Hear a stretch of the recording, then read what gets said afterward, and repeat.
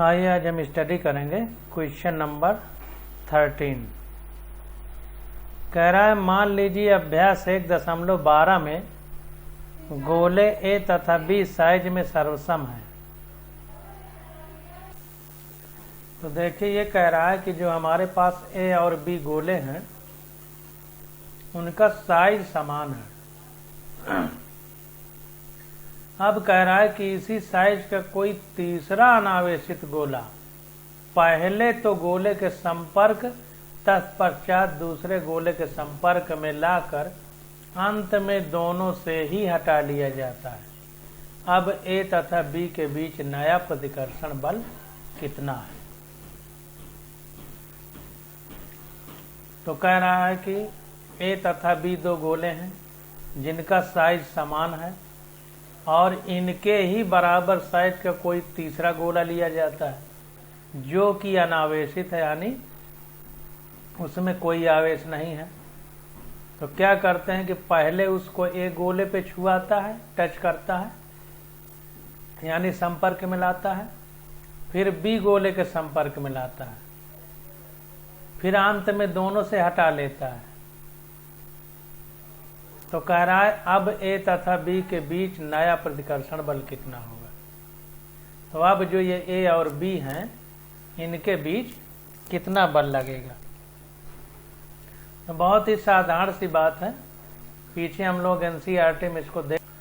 तो यहाँ पर देखिए गोले ए और बी जो हैं इनका जो आरंभिक आवेश है QA बराबर QB बराबर 6.5 × 10⁻⁷ कूलाम है। ये अभ्यास 1.12 यानी 12वें क्वेश्चन में Q1 और Q2 का आवेश हमको दिया गया है। ये 12वां क्वेश्चन है। ये जो है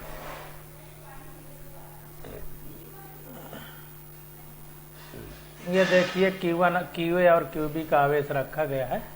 तो इतना ही है। ये कह रहा है कि 12वें क्वेश्चन से हमको QA और QB के आवेश को ले लेना है। अब देखिए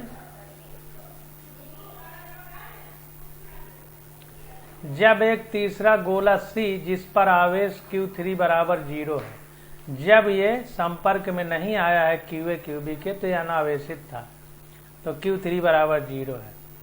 अब पहले गोला A के संपर्क में लाया जाता है।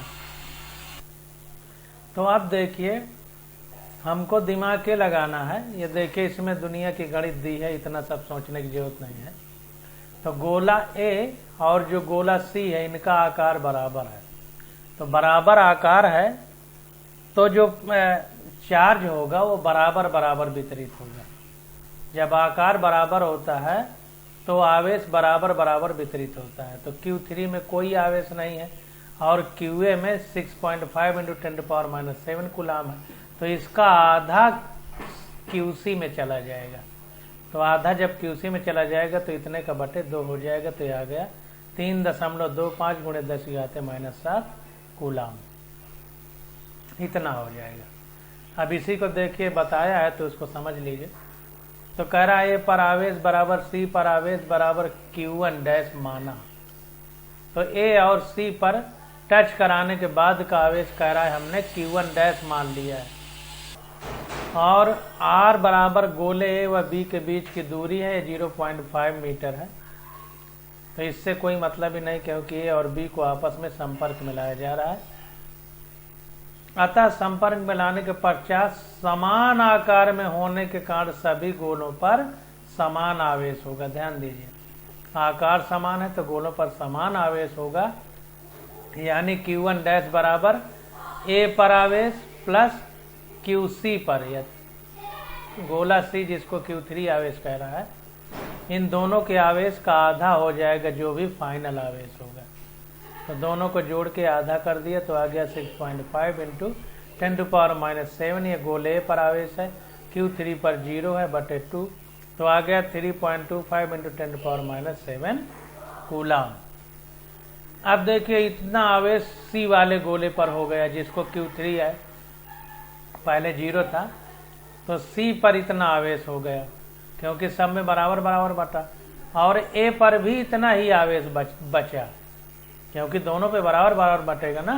तो क्यू ए पर जो इतना था इसका आधा क्यू सी पर चला गया, तो इतना ही क्यू ए पर बचा, इतना ही क्यू सी पर भी बचेगा, सी वाले गोले पर। अब कह रहा है जब इतना आवेश सी गोले पर आ गया तो 3.25 × 10⁻⁷ आवेश वाले तीसरे गोले सी को जब अब बी से टच करा रहे हैं, तो बी में भी इतना ही आवेश है, समान आकार है और आवेश इतना है। पहले ए से टच कराया तो सी वाले में इतना आवेश आ गया, अब सी वाले को बी से टच करा रहा है तो बी में इतना आवेश है, बी में, तो इन दोनों के आवेश का अगर आधा कर दें तो अब अंत में जो आवेश जाएगा सी वाले में वो हो जाएगा। तो यहाँ पर देखिए 6.25 × 10⁻⁷ वाले दूसरे गोले बी को संपर्क में रखा जाता है, तब बी पर शेष आवेश Q2 माना, तो बी पर कितना बचेगा, सी पर आवेश द्वारा दिया जाता है, तो Q2 हो जाएगा QB + Q1-2। कहने का मतलब ये है कि जितना बी पर है और जितना सी पर है ये इनको जोड़ के आधा कर दें तो फाइनल आवेश जो बचेगा वही आ जाएगा। तो यहाँ पर देखिए बी और ये सी पर जो आवेश हैं, सी पर इतना है, बी पर इतना है, इसको जोड़ के आधा कर दिया गया, तो Q2 आ गया 4.875 × 10⁻⁸ कूलम।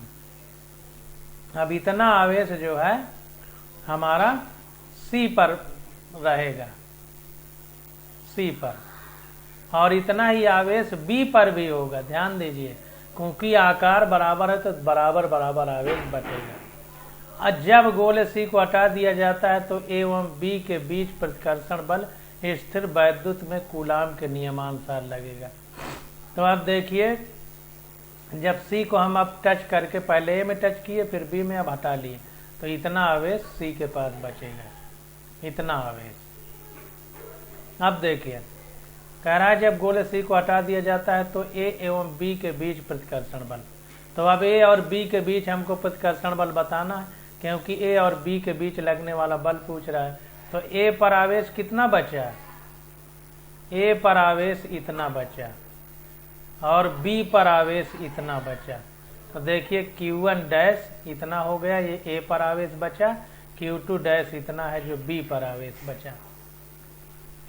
गंभीरता से गहराई से सोचिए तभी समझ पाएंगे। जब हमने ए पे टच कराया सी को जो अनावेशित था, तो ए का आवेश आधा कर दिया, तो आधा आवेश ए पर बचा, उसका आधा चला गया सी पर। अब सी पर इतना आवेश आ गया और बी पर इतना है, तो अब जब बी पर टच कराएंगे तो इन दोनों का आधा आधा दोनों में बटेगा, तो बी पर इतना हो गया और सी पर भी इतना ही हो गया। तो बी पर देखिए इतना है और जो ए है उस पर इतना बचेगा, तो Q1 ये ए पर आवेश बचा, Q2 ये बी पर आवेश बचा, और दूरी 0.5 मीटर है। तो अब कूलाम का नियम लगा देंगे तो कितना आवेश कितना बल लगेगा वो आ जाएगा। तो कूलाम के नियम से यह बराबर 1/4πε0 Q1 Q2/r²। 1/4πε0 की वैल्यू होती है 9 × 10⁹ ए पर, यानी Q1 जो आवेश वो कितना बचा 3.25 × 10⁻⁷, और सी बी पर कितना आवेश बचा 4.875 × 10⁻⁷। जो बी पर आवेश है उसी को Q2 है जो बचा है। अपान बीच की दूरी 0.5 मीटर रखना है तो इसका स्क्वायर कर दिया, सॉल्व करने पे आ गया 5.7 × 10⁻³ न्यूटन। अब आता है ए तथा बी के बीच नया प्रतिकर्षण बल।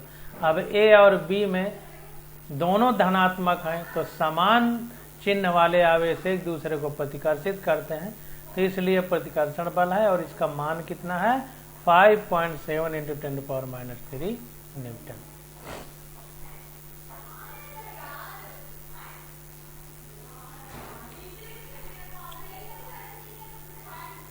अब क्वेश्चन नंबर देखिए 14 देखते हैं। कह रहा है चित्र 1.33 में किसी एक समान स्थिर वैद्युत क्षेत्र में 3 आवेशित कणों के पद चिन्ह यानी ट्रैक्स मतलब किधर को जा रहे हैं वो दर्शाए गए हैं। तीनों आवेशों के चिन्ह लिखिए, इनमें से किस कण का आवेश संगति अनुपात Q/m अधिकतम है। तो ऊपर आवेश और नीचे उसका द्रव्यमान, ये किसके लिए अधिकतम है?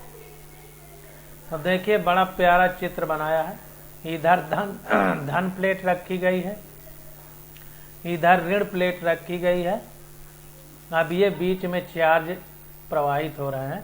तो कह रहा है चित्र 1.33 में किसी एक समान स्थिर वैद्युत क्षेत्र में। अब जाहिर सी बात है कि विद्युत क्षेत्र जो है उसकी दिशा क्या होती है? धन से ऋण की ओर। तो विद्युत क्षेत्र की ये दिशा हो जाएगी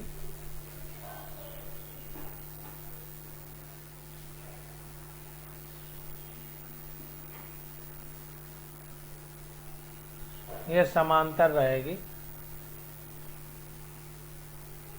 ये समांतर होगी। थोड़ा सा रेखा इधर उधर हो जा रहे हैं।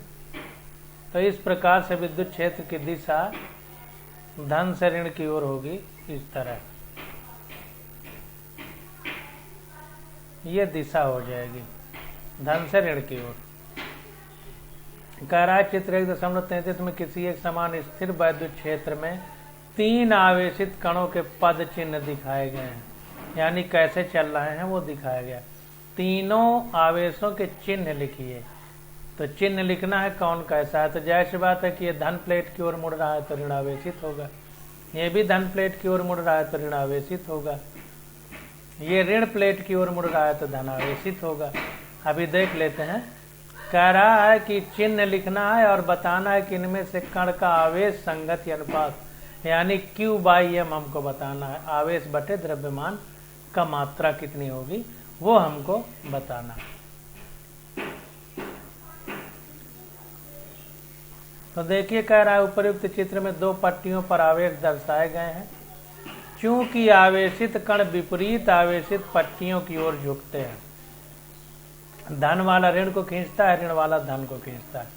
तो जाहिर सी बात है कि जो धन की तरफ खींच रही हैं, या देखिए धन की तरफ मुड़ रहा है तो ऋण आवेशित होगा।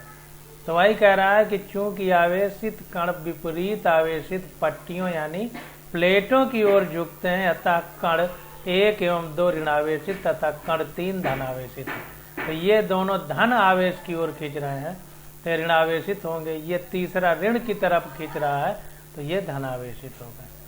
चूंकि सभी कण एक ही विद्युत क्षेत्र को समान चाल से पार करते हैं, इसलिए समय t के लिए सभी विद्युत क्षेत्र E में रहते हैं। तो कहने का मतलब ये है कि कण जो है ये इसी समान विद्युत क्षेत्र में है, मतलब जो भी विद्युत क्षेत्र है तीनों कण के लिए समान है। अब कह रहा है कि माना कि t समय के लिए ये इस विद्युत क्षेत्र में रहते हैं। जो विद्युत क्षेत्र कितना है E मान लिया गया है।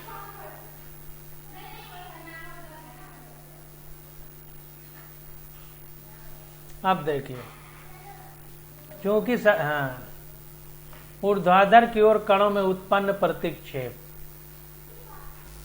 अब यहाँ पर देखिए कह रहा है ऊर्ध्वाधर की ओर कणों में उत्पन्न विक्षेप, कोणों में लिखा है गलत है, कणों में। तो ऊर्ध्वाधर की ओर मान लीजिए y एक्सिस है और सीधा x एक्सिस है। ये दूसरे का फिगर है लेकिन फिर भी मानते हैं।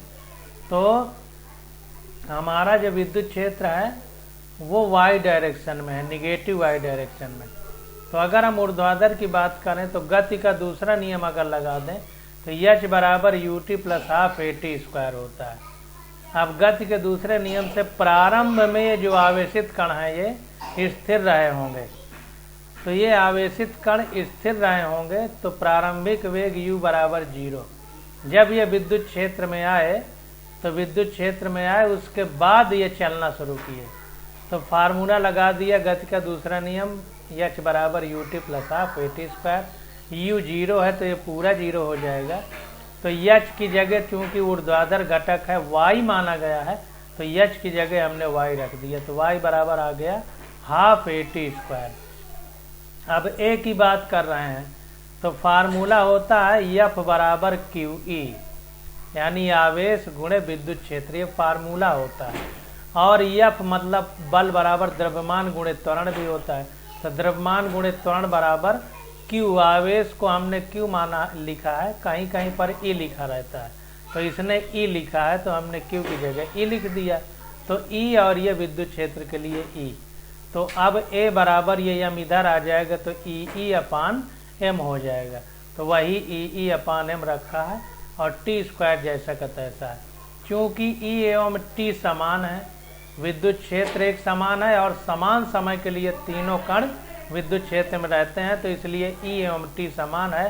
तो ई और टी हमारे कांस्टेंट हो जाएंगे और 1/2 भी हमारा कांस्टेंट है, तो y समानुपाती हो जाएगा E/m के। E कांस्टेंट है, टी कांस्टेंट है, 1/2 कांस्टेंट है, तो सब हट जाएगा। तो ये y प्रोपोर्शनल हो जाएगा E/m के।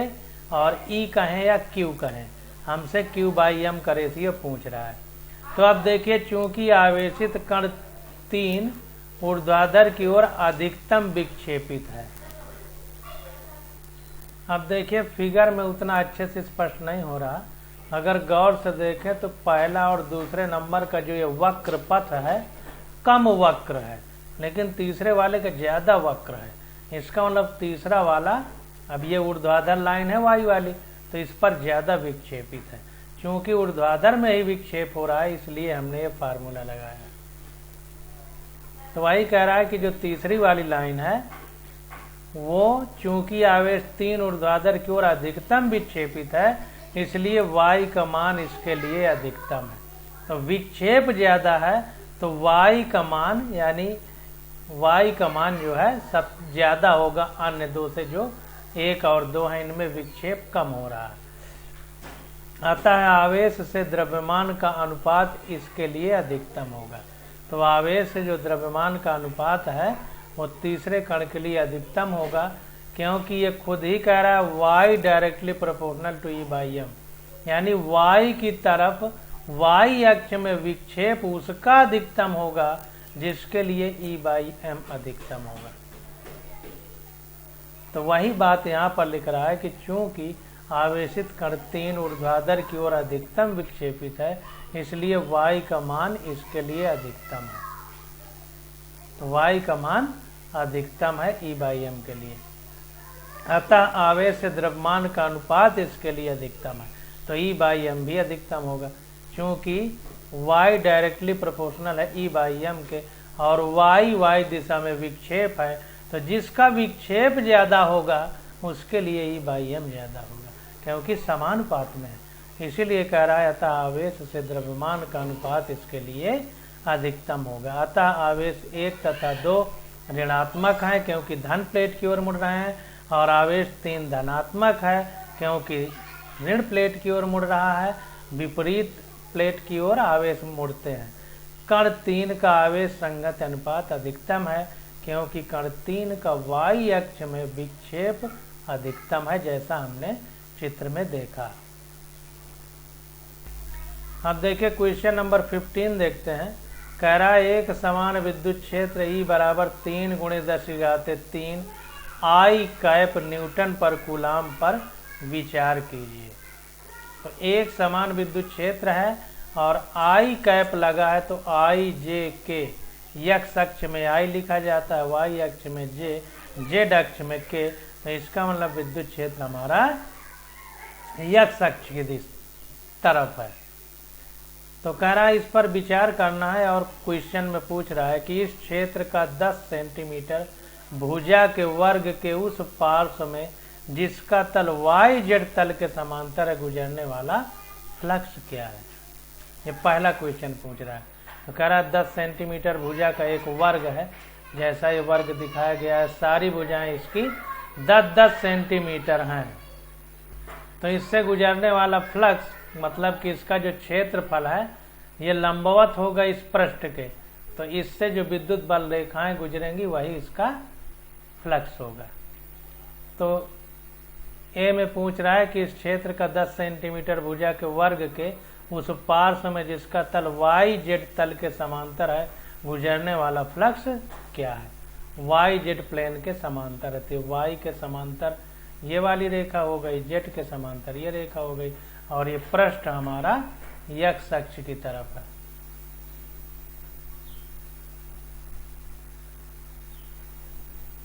तो पहले पहला देखते हैं, फिर देखते हैं दूसरा, इसको बाद में पढ़ेंगे। तो हमको विद्युत क्षेत्र दिया है 3 × 10⁻³ आई कैप न्यूटन पर कूलाम। आई कैप का मतलब यक्ष दिशा में, यक्ष अक्ष में, अर्थात विद्युत क्षेत्र धन यक्ष अक्ष के अंदिश कार्य करता है। धन चिन्ह है, ऋण होता तो माइनस अक्ष। अतः वर्ग की भुजा 10 सेंटीमीटर को मीटर में बदला तो 0.1 मीटर आ गई। अब पृष्ठ का क्षेत्रफल जो 10 सेंटीमीटर का वर्गाकार पृष्ठ है, इसका क्षेत्रफल निकालेंगे तो इसका स्क्वायर कर देंगे क्योंकि लंबाई चौड़ाई बराबर है। तो 0.1 का स्क्वायर तो यह आ गया 1 × 10⁻² मीटर स्क्वायर। या यूं कहें कि पृष्ठ का क्षेत्रफल डेल्टा एस = 10⁻²। और किस दिशा में? यक्ष अक्ष में। यक्ष अक्ष के लिए आई कैप लगाया है, यानी एकांक सदिश, तो ये मीटर स्क्वायर हो गया। यक्ष अक्ष में हमारा क्षेत्रफल, चूंकि वर्ग पर अभिलंब यक्ष अक्ष के अंदिश है। आई कैप क्यों लगाया?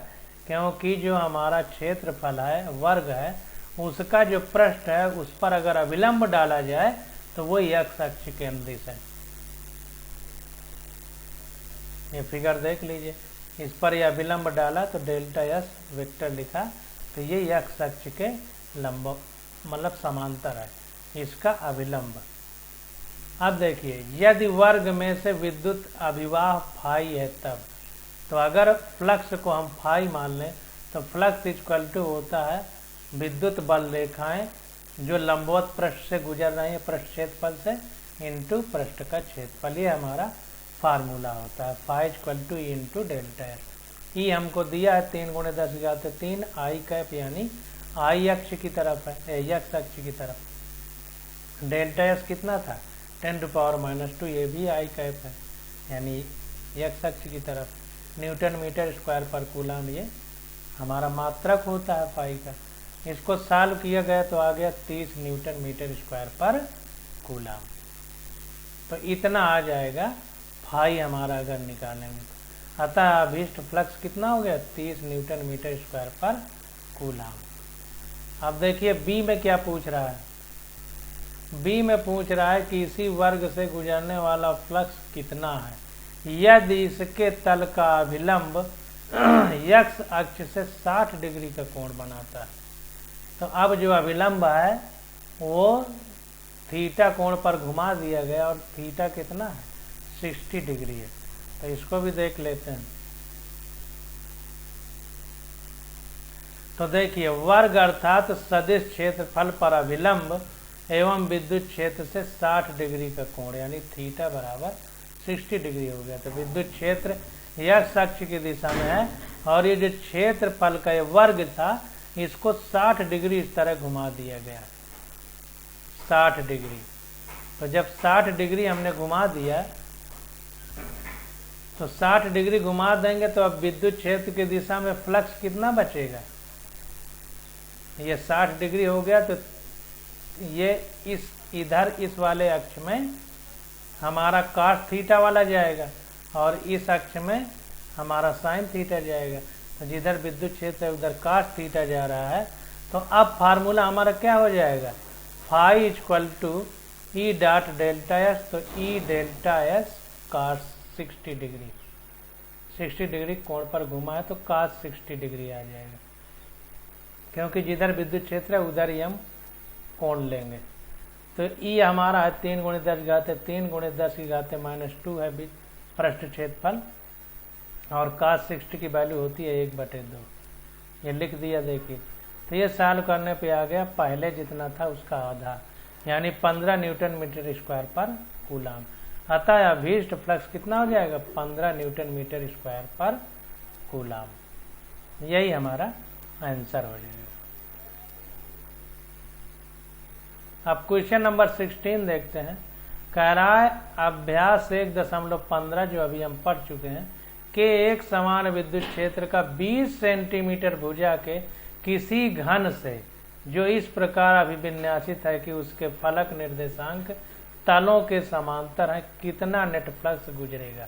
अब देखिए यहाँ पर क्या हुआ, कह रहा है कि जैसे हम वर्ग रखे थे अब वहां पर घन रख दें, और घन की तो हमको पता है यानी क्यूब की सारी भुजाएं बराबर होती हैं। तो एक भुजा 20 सेंटीमीटर है, तो बंद हो जाएगा पूरा सिस्टम। घन का मतलब एक डिब्बा, बंद डिब्बा जिसकी प्रत्येक भुजा 20 सेंटीमीटर है। तो वही कह रहा है कि एक समान विद्युत क्षेत्र में 20 सेंटीमीटर भुजा के किसी घन से अब जो इस प्रकार अभिविन्यसित है कि उसके फलक निर्देशांक तलों के समांतर है, मतलब जैसे वर्ग रखा था वैसे ही रखना है। तो कह रहा है कितना नेट फ्लक्स गुजरेगा, नेट पूछ रहा है। तो देखिए घन में से नेट अभिवाह शून्य होगा, क्योंकि जितनी विद्युत बल रेखाएं उसकी 20 सेंटीमीटर भुजा के फलक से प्रवेश करती हैं उतनी ही निर्गत होती हैं। तो इसको पहले समझ लिया जाए तो आपको और अच्छे से स्पष्ट हो जाएगा। तो कहने का मतलब है कि इस जगह अगर हम घन रख देते तो घन रखते तो जितनी विद्युत बल रेखाएं इधर से गुजरती पूरी की पूरी दूसरे वाले फलक से निकल जाती, तो जितनी आई उतनी निकल गई, तो नेट कितना हो जाएगा, जितना आया वो निकल गया पूरा, तो नेट 0 हो जाएगा। तो इसलिए विद्युत फ्लक्स हमारा घन के अंदर 0 हो जाएगा। तो इसीलिए कह रहा है कि नेट विद्युत फ्लक्स घन पर शून्य होगा। तो ये कुछ इम्पॉर्टेंट चीजें हैं जो अच्छे से समझना होगा। अब क्वेश्चन नंबर 17 देखते हैं। कह रहा है किसी काले बॉक्स के पृष्ठ पर विद्युत क्षेत्र की सावधानी पूर्वक ली गई माप यह संकेत देती है कि बॉक्स के पृष्ठ से गुजरने वाला net flux 8 × 10³ newton metre square पर कूलाम है। तो कोई काला बॉक्स है, उसके पृष्ठ से गुजरने वाला फ्लक्स हम नाप रहे हैं, तो आ रहा है 8 × 10³ न्यूटन मीटर स्क्वायर पर कूलाम। तो कह रहा है बॉक्स के भीतर नेट आवेश कितना है। तो एक एक करके हम लोग सॉल्व करते हैं। बॉक्स के भीतर नेट आवेश पूछ रहा है।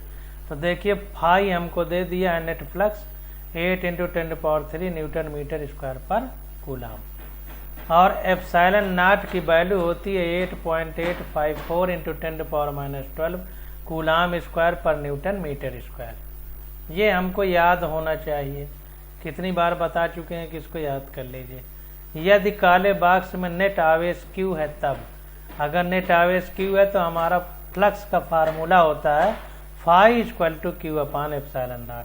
तो Q हो गया ε0 × फाई। ε0 की वैल्यू हमको दी है 8.854 × 10⁻12 कूलाम स्क्वायर पर newton metre square into phi की वैल्यू है 8 × 10³ न्यूटन मीटर स्क्वायर पर कूलाम। इसको सॉल्व किया गया तो आ गया 70.832 × 10⁻9 कूलाम। इसको और सिंपल किया तो आ गया 0.07 माइक्रो कूलाम। अतः बॉक्स के भीतर नेट आवेश कितना हो गया 0.07 माइक्रो कूलाम। यही हमारा आंसर हो गया। अब दूसरा क्वेश्चन पूछ रहा है यदि बॉक्स के पृष्ठ से नेट बहिर्मुखी फ्लक्स शून्य है, यानी बॉक्स से बाहर निकलने वाला फ्लक्स शून्य है, तो क्या आप यह निष्कर्ष निकालेंगे कि बॉक्स के भीतर कोई आवेश नहीं है, क्यों अथवा क्यों नहीं, ये हमको बताना है। तो देखिए नेट फ्लक्स बहिर्मुखी शून्य है, इसका मतलब ये है कि अगर अंदर आवेश है तो चारों ओर अगर उसका कोई गोलीय, मान लीजिए गोला है, उस पर आवेश दिया गया है, तो त्रिज्यीय यानी रेडियल सब जगह बाहर की ओर फ्लक्स होगा, तो टोटल 0 आ जाएगा, क्योंकि हर पृष्ठ से एक तरफ से निकलेगा, आएगा तो एक तरफ से दूसरी तरफ से निकलेगा। इस प्रकार से मतलब अगर गोला है अंदर तो चारों ओर से फ्लक्स बाहर की ओर निकलेगा। तो देखिए ये कह रहा है कि हम यह निष्कर्ष नहीं निकाल सकते कि बॉक्स के अंदर नेट आवेश शून्य है, ये हम नहीं कर सकते। क्यों नहीं कर सकते? यदि बॉक्स से बाहर की ओर पृष्ठ से नेट अभिवाह शून्य है, यानी बाहर निकलने वाला नेट फ्लक्स शून्य है, मतलब एक तरफ से आ रहा है तो दूसरी तरफ से निकल जा रहा है, तभी नेट 0 होगा। तो कह रहा है कि क्योंकि ऋण एवं धन आवेश की संख्या समान हो सकती है जो एक दूसरे के प्रभाव को निरस्त कर देते हैं, जिससे अंदर का नेट आवेश शून्य हो जाता है, और हम ऐसा निष्कर्ष ले लेते हैं कि बॉक्स के अंदर नेट आवेश शून्य है। तो जो क्वेश्चन में पूछ रहा है और कह रहा है कि यदि बॉक्स के पृष्ठ से नेट बहिर्मुखी फ्लक्स शून्य है तो क्या आप यह निष्कर्ष निकालेंगे कि बॉक्स के भीतर कोई आवेश नहीं है, क्यों अथवा क्यों नहीं? तो हम ये निष्कर्ष नहीं निकाल सकते। क्यों? क्योंकि अगर आवेश नहीं होगा तो भी नेट फ्लक्स शून्य होगा, और अगर बॉक्स के अंदर दो आवेश होंगे, एक पॉजिटिव होगा एक निगेटिव होगा, तो भी एक की वजह से बाहर को फ्लक्स निकलेगा और एक की वजह से अंदर को फ्लक्स जाएगा। यानी विद्युत बल रेखाएं धनावेश के कारण बाहर को जाएंगी, यानी फ्लक्स बाहर को होगा, और ऋण आवेश के कारण विद्युत बल रेखाएं अंदर को जाएंगी, यानी फ्लक्स अंदर की ओर होगा। तो धन ऋण वाले आपस में एक दूसरे के फ्लक्स को निरस्त कर देंगे और ऐसा महसूस होगा कि फ्लक्स जीरो है, जबकि अंदर दो आवेश है, धनावेशित और ऋण आवेश। तो जब धन आवेश और ऋण आवेश है तब भी फ्लक्स जीरो है, और जब कोई आवेश नहीं है तब भी फ्लक्स जीरो है। तो हम ये निष्कर्ष नहीं निकाल सकते कि फ्लक्स जीरो है तो अंदर कोई आवेश है कि नहीं, ये कहने का मतलब है। अब क्वेश्चन नंबर 18 आ जाता है। क्वेश्चन नंबर 18 की स्टडी हम लोग अगले लेक्चर में करेंगे। आज बस यहीं तक।